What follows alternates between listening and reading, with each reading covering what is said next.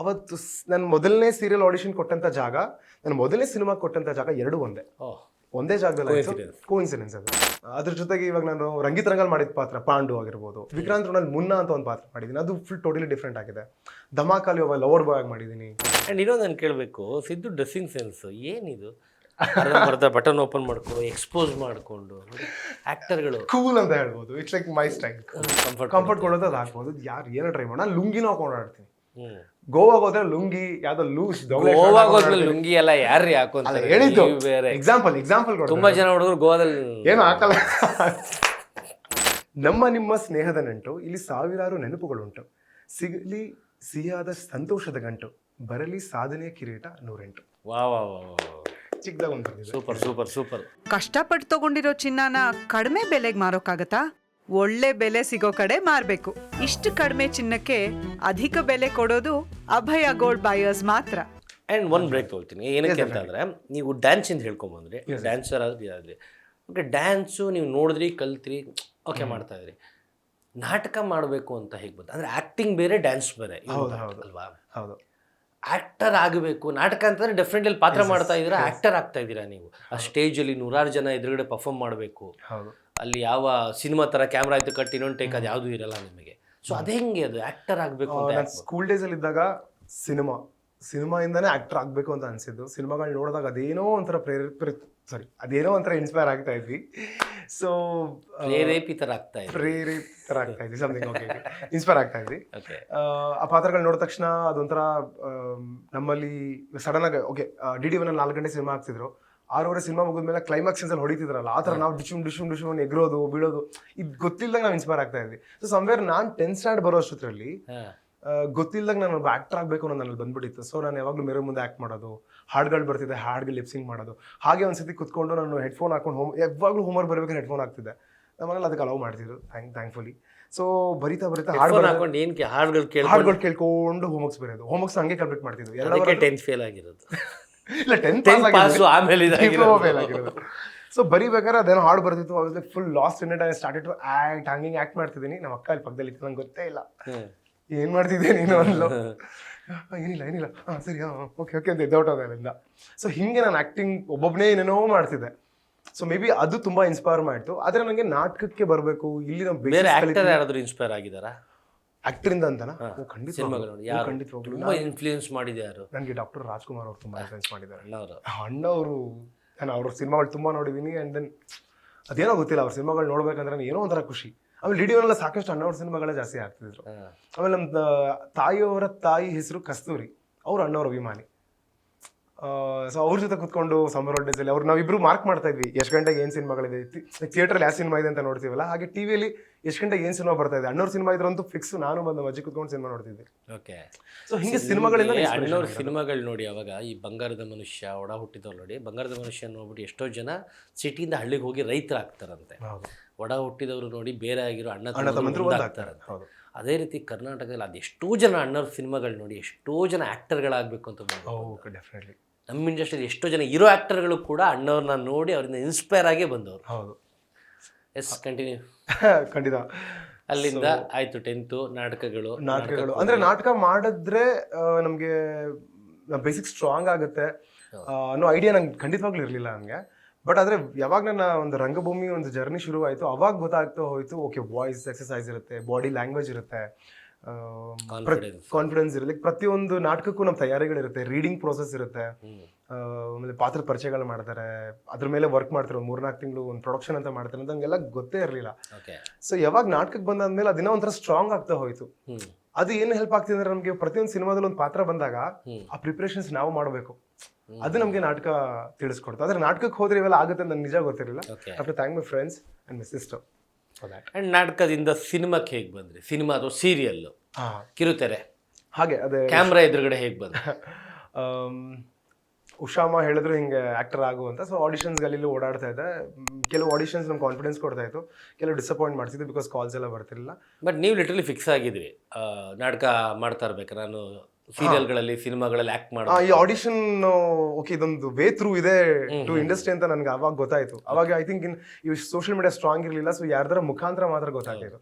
So ಆಗ ನನಗೆ ರಘು ಅಂತ ನಮ್ಮ ಸುಂಕುತ್ಕಟ್ಟೆಯಲ್ಲೇ ಅವರು ನನ್ನ ಅಣ್ಣ ಅಂತ ಕರಿತೀನಿ ನಾನು ಅವ್ರನ್ನ, ಅವ್ರ ಜೊತೆ ಕ್ರಿಕೆಟ್ ಆಡ್ತಿದ್ವಿ. ಅವ್ರು ಕೂಡ ಆಕ್ಟರ್, ಅವ್ರು ಸಾಕಷ್ಟು ಸಿನಿಮಾಗಳು ಮಾಡಿದ್ದಾರೆ.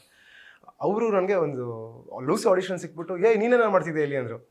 ಅಣ್ಣ ಆಡಿಷನ್ ಕೊಡಕ್ಕೆ ಬಂದಿದ್ದೆ, ನೀನು ಆಕ್ಟರ್ ಏನೋ, ನೀನು ಆಕ್ಟಿಂಗ್ ಎಲ್ಲ ಮಾಡ್ತೀನಿ ಅಂದು. ಅಣ್ಣ ಮಾಡಕ್ಕೆ ಸ್ಟಾರ್ಟ್ ಮಾಡಿದ್ದೀನಿ. ಸೊ ಅವಾಗ ಅವ್ರು ಒಂದ್ಸತಿ ಗೊತ್ತಾದ್ಮೇಲೆ ಯಾವುದೋ ಒಂದು ಸೀರಿಯಲ್ ಆಡಿಷನ್ ನಡೀತಾ ಇತ್ತು. ಸಿದ್ದು ಈ ಥರದ್ದು ಇದೆ, ಹೋಗಿ ಮಾಡು, ಆಡಿಷನ್ ಕೊಡು ಅಂದರು. ಅದೇನೋ ಗೊತ್ತಿಲ್ಲ, ಒಂದು ಡೆಸ್ಟಿನಿ ಅಂತ ಇರುತ್ತಲ್ವಾ. ಸೊ ಆಡಿಷನ್ ಕೊಟ್ಟೆ. UTV ಮೋಷನ್ಸ್ಗೆ ಬಣ್ಣದ ಬುಗುರಿ ಅಂತ ಒಂದು ಸೀರಿಯಲ್, ಬಾಲ ಸುರೇಶ್ ಅವರ ಒಂದು ನಿರ್ದೇಶನ. ಆ ಸೀರಿಯಲ್ ಬೇಗ ವೈಂಡಪ್ ಆಯಿತು, 110 ಎಪಿಸೋಡು. ಅದಕ್ಕೆ executive producer Jagadish Patil sir ಅಂತ ಇದ್ರು. ಸೊ ಅವರೆಲ್ಲ ನೋಡಿದ್ರು ಆಡಿಷನಲ್ಲೇ, ಅವ್ರು ಸಖತ್ ಇಷ್ಟಪಟ್ಬಿಟ್ಟಿದ್ರು ನನ್ನ. ಏನೋ ಒಂಥರ ಏನೋ ಸ್ಪಾರ್ಕ್ ಇದೆ ಇವನಲ್ಲಿ, ಏನು ಮಾಡ್ತಾನೆ ಏನೋ ಅಂತ ಆ ಒಂದು ಜೋಶು. ಸೊ ಅವರು ಅದು ವೈಂಡಪ್ ಆದಮೇಲೆ ನಾನು ಯಾವುದೋ ಒಂದು ಆಲ್ಬಮ್ ವರ್ಕ್ ಮಾಡಿದೆ, ಬಿರಿಯಾನಿ ಅಂತ. ಅಲ್ಲೊಬ್ರು ಯಾರೋ ಪರಿಚಯ ಆಗಿದ್ರು. ಸೊ ಡ್ಯಾನ್ಸ್ ಕ್ಲಾಸ್ ಮಾಡು, ಒಳ್ಳೆ ಡ್ಯಾನ್ಸರ್ ನೀನು ಹಾಗೆ ಅಂತ ಒಂದು ಡ್ಯಾನ್ಸ್ ಕ್ಲಾಸ್ ಮಾಡ್ತಾ ಇದ್ವಿ. ಎಲ್ಲ ಪೆಂಡ್ ನಾವೇ ಮಾಡ್ತಿದ್ವಿ, ಆರ್ಟ್ ನಾವೇ ಬರೀತಾ ಇದ್ವಿ, ಎಲ್ಲ ನಾವೇ ಪ್ರಿಪ್ರೇಷನ್ ನಡೆಸ್ತಾ ಇದ್ವಿ. ಅವಾಗ ಒಂದು ಕಾಲ್ ಬಂತು, ಈ ಥರ ಒಂದು ಸಿನಿಮಾ ನಡೀತಿದೆ ರಂಗೀತರಂಗ ಅಂತ. ರಂಗೀತರಂಗ ಅಂತ ಹೆಸರಿಟ್ಟಿರಲಿಲ್ಲ, ಬಟ್ ಒಂದು ಸಿನಿಮಾ ಇದೆ, ಆಡಿಷನ್ಸ್ ಕೊಡು ಅಂತ. ಸೊ ಜಗದೀಶ್ ಪಾಟೀಲ್ ಸರ್ ಕರೆದ್ರಲ್ಲ ಅಂತ ಹೋದೆ, ಆಡಿಷನ್ ಕೊಟ್ಟೆ. ಆಡಿಷನ್ ಕ್ಲಿಯರ್ ಆಯಿತು. ಒಂದು 7-8 ಥರ ಆ್ಯಕ್ಟ್ ಮಾಡಿಸಿದ್ರು. ಎಲ್ಲೋ ಒಂದು ಕಡೆ ಕನ್ವಿನ್ಸ್ ಆಗ್ತಿರಲ್ಲ, ಬಟ್ ಆದ್ರೂ ಲುಕ್ ಟೆಸ್ಟ್ ಮಾಡೋಣ ಅಂತ ಅವತ್ತೇ ಲುಕ್ ಟೆಸ್ಟ್ ಮಾಡಿದ್ರು.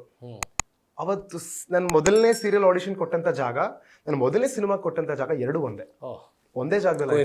ಕೋಇನ್ಸಿಡೆನ್ಸ್ ಅದು. And I should thank Jagadish Patil sir, ನೀವು ಎಲ್ಲಿದ್ರು ಥ್ಯಾಂಕ್ ಯು ಸೋ ಮಚ್ ಇವತ್ತು.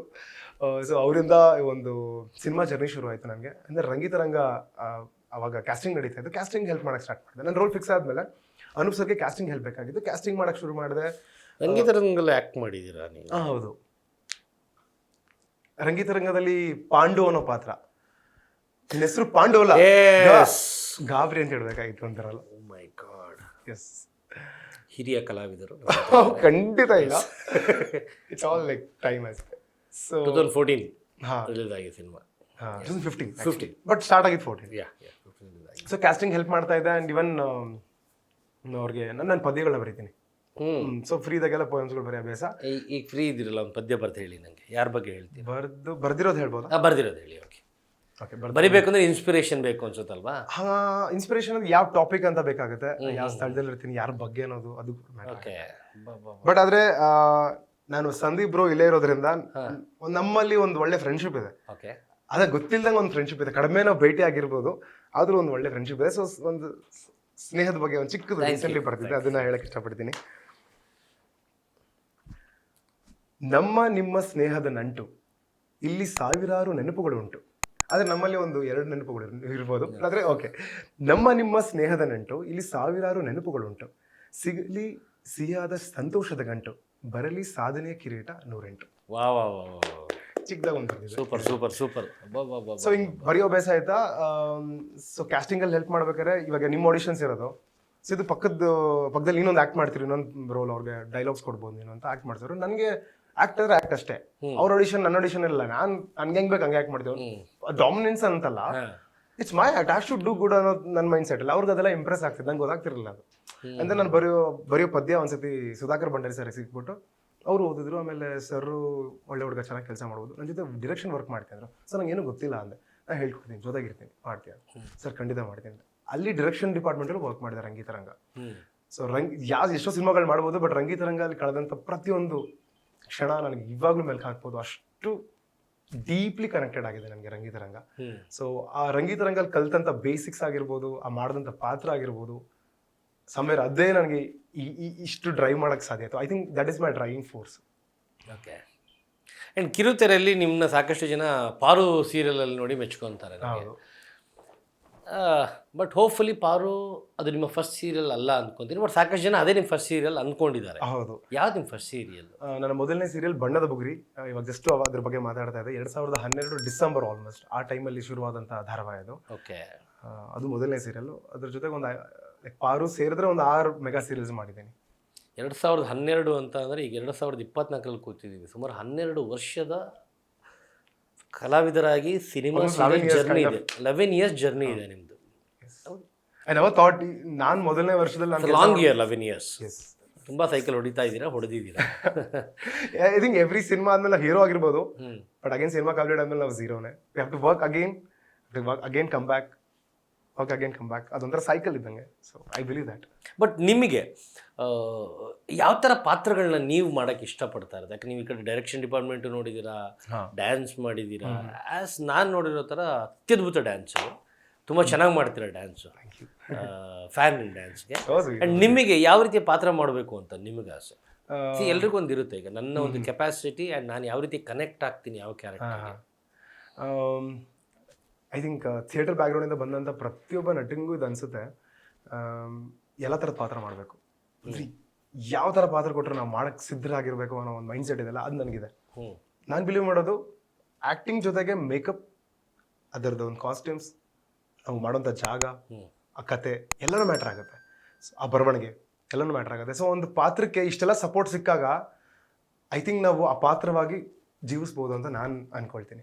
ಸೊ ನನಗೆ ಬೇಸಿಕಲಿ ನನಗೆ ಪರ್ಸ್ನಲಿ ಯಾವ ಥರದ್ದು ಮಾಡಬೇಕು ಅಂದರೆ, ನನಗೆ ಸೂಪರ್ ಹೀರೋ, ಆ್ಯಕ್ಷನ್ಸ್, ಡ್ಯಾನ್ಸ್, ಈ ಥರದ್ದೆಲ್ಲ ಮಾಡಬೇಕು ಅನ್ನೋ ಭಾಳ ಆಸೆ ಇದೆ. ಬಟ್ ಅಗೇನ್ ಅದು ಇಂಡಸ್ಟ್ರಿಯಲ್ಲಿ ಯಾವ ಥರ ವರ್ಕ್ ಆಗುತ್ತೆ ಅಂತ, ಅದಕ್ಕೆ ತುಂಬ ಇನ್ವೆಸ್ಟ್ಮೆಂಟ್ ಬೇಕಾಗುತ್ತೆ. ಆ ಥರ ಶೂಟ್ ಮಾಡೋಕ್ಕೆ, ಆ ಥರ ವೈಭವೀಕರಿಸೋಕ್ಕೆ ಭಾಳನೇ ಖರ್ಚಾಗುತ್ತೆ. ಸೊ ನಮಗೆ ಇವಾಗ ಸ್ಟ್ರಗ್ಲಿಂಗ್ ಅಂತ ಹೇಳಲ್ಲ, ಬಿಗಿನರ್ಸ್ ಅಥವಾ ಆಸ್ಪೈರಿಂಗ್ ಆ್ಯಕ್ಟರ್ಸ್ ಆಗಿ ನಮಗೆ ಸಿಗುವಂಥ ಬಜೆಟಲ್ಲಿ ಐ ಥಿಂಕ್ ಡಿಫ್ರೆಂಟ್ ರೋಲ್ಸ್ನ ಟ್ರೈ ಔಟ್ ಮಾಡೋಕ್ಕೆ ಇಷ್ಟಪಡ್ತೀನಿ. ಈಗ ನಾನು ರೀಸೆಂಟ್ಲಿ ಧರಣಿ ಮಂಡಲ ಮಧ್ಯದೊಳಗೆ ಅಂತ ಸಿನಿಮಾ ಮಾಡಿದ್ದೆ. ಅದು ಶ್ರೀಧರ್ ಸೊ ಅದರಲ್ಲಿ ಒಬ್ಬ ಡ್ರಗ್ ಒಬ್ಸೆಸ್ಡ್ ಕ್ಯಾರೆಕ್ಟರ್ ಮಾಡಿದೆ. ಒಬ್ಬ ಟೀನೇಜಲ್ಲಿ ಹುಡುಗ ಡ್ರಗ್ ಮಾಡಬೇಕು ಅನ್ನೋ ಒಂದು ಅಬ್ಸೆಷನ್ ಇರುತ್ತಲ್ಲ, ಅದನ್ನ ನಾನು ಟ್ರೈ ಔಟ್ ಮಾಡಿದೆ. And it really work for the cinema. ಅದಕ್ಕೆ ನನಗೆ ಚಿತ್ತಾರ ಅವಾರ್ಡ್ಸ್ ಬೆಸ್ಟ್ ಸಪೋರ್ಟಿಂಗ್ಗಳು ಕೂಡ ಸಿಕ್ತು. ಸೊ ಸಾಕಷ್ಟು ಕಡೆ ಪ್ರಶಂಸೆ ಸಿಕ್ತು. ಅದ್ರ ಜೊತೆಗೆ ಇವಾಗ ನಾನು ರಂಗಿತರಂಗಲ್ಲಿ ಮಾಡಿದ ಪಾತ್ರ ಪಾಂಡು ಆಗಿರ್ಬೋದು, ವಿಕ್ರಾಂತ್ ರೋಣಲ್ಲಿ ಮುನ್ನ ಅಂತ ಒಂದು ಪಾತ್ರ ಮಾಡಿದ್ದೀನಿ, ಅದು ಫುಲ್ ಟೋಟಲಿ ಡಿಫ್ರೆಂಟ್ ಆಗಿದೆ. ಧಮಾಕಾಲಿ ಒಬ್ಬ ಲವರ್ ಬಾಯ್ ಆಗಿ ಮಾಡಿದ್ದೀನಿ. ಈಗ ಬರ್ತಿರೋ ಅಜ್ಞಾತವಾಸಿಯಲ್ಲಿ ಒಬ್ಬ ಲೈಕ್ 20 years ಹುಡುಗ ವಿತ್ ಇನ್ನೋಸೆನ್ಸ್, ಆ ಥರದೊಂದು ಕ್ಯಾರೆಕ್ಟರ್ ಮಾಡಿದ್ದೀನಿ. ಹ್ಯಾಪಿ ಬರ್ಡೇ ಟು ಮೀ ಅಂತ ಒಂದು ಸಿನಿಮಾ ಬರ್ತಿದೆ, ಅದರಲ್ಲಿ ಟ್ರಿಪ್ಪಿ ಅಂತ ಒಬ್ಬ ಯಾವಾಗಲೂ ಟ್ರಿಪ್ ಆಗಿರೋ ಒಂದು ರೋಲ್ ಮಾಡಿದ್ದೀನಿ. ಸೊ ಡಿಫ್ರೆಂಟ್ ಪಾತ್ರಗಳನ್ನ ಮಾಡಬೇಕು ಅಂತ ಅನ್ಸ. ಆಮೇಲೆ ನನ್ನ ಮುಖ ನೋಡಿದ ತಕ್ಷಣ ನಿಂಗೆ ಯಾವುದೋ ಮಾಸ್ ಮಾಡೋಕ್ಕಾಗಲ್ಲಪ್ಪ, ನಿಂಗೆ ಯಾವುದೋ ಕೋಪದ ರೋಲ್ ಕೊಡೋಕ್ಕಾಗಲ್ಲ ಹಂಗೆಲ್ಲ ಅಂತಾರೆ. But I don't believe that. It's all about writing, it's all about makeup, it's all about costumes, it's all about ಒಂದು ಸ್ಟೋರಿ ಅದು. ಸೊ ಆ ಥರದ್ದು ನಮಗೂ ಒಂದು ಸಪೋರ್ಟ್ ಸಿಕ್ಕರೆ ನನಗೆ ಎಲ್ಲ ಥರ ಪಾತ್ರ ಮಾಡೋಕ್ಕೆ ಇಷ್ಟಪಡ್ತೀನಿ. ಕೋಪ ಬಂದಿದೆ ಸಿದ್ದುಗೆ ಲೈಫಲ್ಲಿ? ಖಂಡಿತ ಬರುತ್ತೆ. ಬಂದಾಗ ಏನಾಗುತ್ತೆ, ಹೇಗಿರುತ್ತೆ ಆ ಇನ್ಸಿಡೆಂಟು, ಸಿಚುವೇಶನ್ಸು? ನಾನು ಪ್ರತಿಯೊಬ್ಬರಿಗೂ ಸೆಲ್ಫ್ ರೆಸ್ಪೆಕ್ಟ್ ಅಂತ ಇದ್ದೇ ಇರುತ್ತೆ. ಈಗೋ ಅಲ್ಲ, ಸೆಲ್ಫ್ ರೆಸ್ಪೆಕ್ಟ್ ಅಂತ ಇರುತ್ತೆ. ಅದನ್ನು ಕ್ರಾಸ್ ಮಾಡಿದಾಗ ಖಂಡಿತ ಮಾತಾಡ್ತೀನಿ. ಯಾಕಂದರೆ ನಾನು ಪ್ರತಿಯೊಬ್ಬರಿಗೂ ರೆಸ್ಪೆಕ್ಟ್ ಕೊಟ್ಟು ಮಾತಾಡ್ತೀನಿ, ಪ್ರತಿಯೊಬ್ಬರಿಗೂ ಒಂದು ಕಂಫರ್ಟ್ ಝೋನ್ ಕ್ರಿಯೇಟ್ ಮಾಡೋಕ್ಕೆ ಇಷ್ಟಪಡ್ತೀನಿ.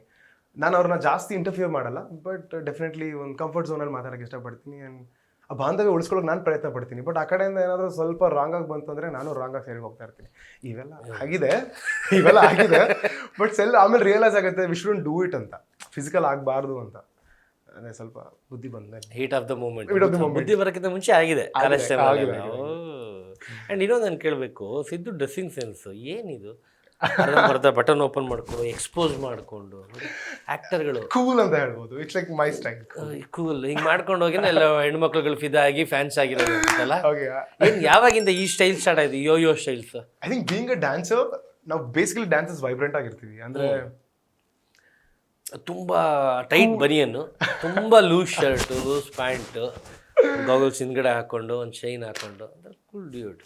ಅಂದರೆ ನಾನೇ ಬಿಲೀವ್ ಮಾಡ್ತೀವಿ, ಇವಾಗ ನಾನು ಥ್ರೋಟ್ ದಿ ಡೇ ಕಂಫರ್ಟಬಲ್ ಆಗಿರಬೇಕು ಅಂದರೆ I have to wear something comfortable, ನನಗೆ ಇಷ್ಟ ಆಗುವಂಥದ್ದು. ಅದು ಸ್ವಲ್ಪ ಸ್ಟೈಲ್ ಸೆನ್ಸ್ ಇರಬೇಕು, ನನಗೆ ಖುಷಿ ಕೊಡಬೇಕು. ತುಂಬ ಶೆಕೆ ಆದರೆ ಹಿಂಗೆ ತೆಗೆದು ಶರ್ಟ್ ಹಿಂಗೆ ಹಾಕೊಂಡು I do it, I literally do it. ನೀವು ನಂಬ್ತಿರ ಬಿಡ್ತೀರ, ಬೈಕಲ್ಲಿ ಹೋಗ್ಬೇಕಾದ್ರೆ ಅಕಸ್ಮಾತ್ ನಂಗೆ ಶೆಕೆ ಆಯ್ತು ಅಂದರೆ ಇದನ್ನು ಬಿಚ್ಚಿಟ್ಬಿಟ್ಟು ಬ್ಯಾಗ್ ಹಾಕಿರ್ತೀನಿ, ಬ್ಯಾಗ್ ಸೈಡ್ ಕಟ್ಬಿಡ್ತೀನಿ, ಹೆಲ್ಮೆಟ್ ಹಾಕಿರ್ತೀನಿ, ಗೊತ್ತಾಗಲ್ಲ ಶರ್ಟ್ ಕಟ್ಬಿಟ್ಟು ಐ ಜಸ್ಟ್ ಗೋ. ನಾನು ಹಂಗೆ ಹೋಗ್ತೀನಿ, ಸ್ಲೀವ್ಲೆಸ್ ಹೋಗ್ತೀನಿ, ಬನಿಯನ್ಸ್ ಮೇಲೆ ಹೋಗ್ತೀನಿ.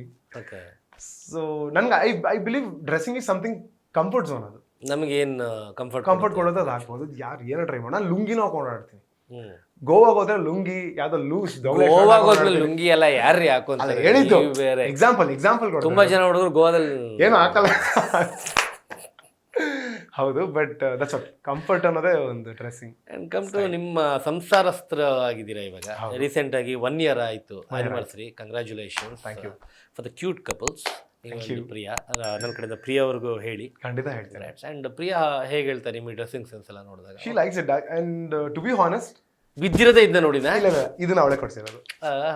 ನನ್ಗೆ ಇವಾಗ ಹೆಂಗೆ ಅಂದ್ರೆ ಮದುವೆ ಆದ್ಮೇಲೆ ನಾನು ಪರ್ಚೇಸ್ ಮಾಡೋದೇ ಬಿಟ್ಬಿಟ್ಟಿದ್ದೀನಿ. ಅವಳಿಗೇನೋ ಒಂಥರ ಖುಷಿ ಪ್ರಿಯಾಗೆ, ಅವರೇ ಸೆಲೆಕ್ಟ್ ಮಾಡೋದು, ನಂಗೆ ಈ ಥರದ್ದು ಹಾಕು ಚೆನ್ನಾಗಿರುತ್ತೆ ಅಲ್ಲ, ಅವಳೇ ಪರ್ಚೇಸ್ ಮಾಡ್ತಾಳೆ, ಅವಳೇ ಶಾಪ್ ಮಾಡ್ತಿರ್ತಾಳೆ. ಆನ್ಲೈನ್ ಎಲ್ಲ ಇವಾಗ ಎಷ್ಟು ಈಸಿ ಇದೆ. ಆಮೇಲೆ ಆ್ಯಕ್ಟರ್ಗಳಾಗಿ ನಾವು ವರ್ಕೌಟ್ ಮಾಡ್ತಿರ್ತೀವಿ, ನಮ್ಮ ಬಾಡಿ ಟೈಪ್ ಒಂದು ಸ್ವಲ್ಪ ಸರಿಯಾಗಿ ಇಟ್ಕೊಂಡಿರೋದ್ರಿಂದ ಬಟ್ಟೆ ತಂದು ಸುಮ್ಮನೆ ಹಿಂಗೆ ಹಾಕಿದ್ರೆ ಕೂತ್ಕೊಂಡ್ಬಿಡೋದೆ. ಸೊ ಹಾಗಾಗಿರೋದ್ರಿಂದ ಪ್ರಿಯಾ ಸುಮ್ಮನೆ ಶಾಪ್ ಮಾಡ್ತಿರ್ತಾಳೆ. ಸೊ ಅವಳಿಗೆ ಏನು ಇಷ್ಟ ಆಗುತ್ತೆ ಅದು ಹಾಕ್ಕೊಂತೀನಿ ಅಷ್ಟೇ. Beat plus Karnataka.